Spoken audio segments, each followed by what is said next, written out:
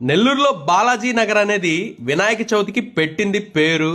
ఈసారి అయితే వినాయక చవితి సెటప్ మామూలుగా లేదు.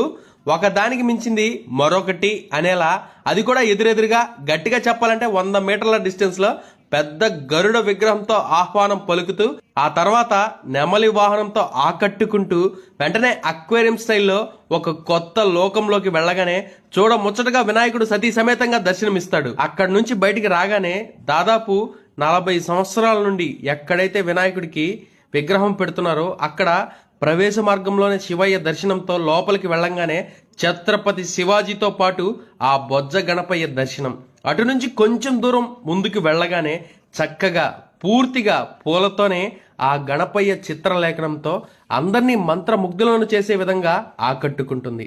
అక్కడి నుంచి కొంచెం ముందుకు వెళ్ళంగానే అద్భుతమైన సెట్స్తో అయోధ్య రామయ్యను, పూరి జగన్నాథ్ ఆలయాన్ని తలపించేంత గొప్పగా ఆ గణనాథుడు దర్శనమిస్తాడు.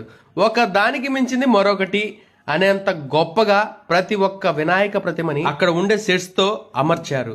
సో ఫస్ట్ అయితే ఈ రీల్ ని సేవ్ చేసుకుని వెంటనే వెళ్ళి అక్కడ ఉన్నటువంటి గణనాథుల్ని అందరూ దర్శనం చేసుకోండి.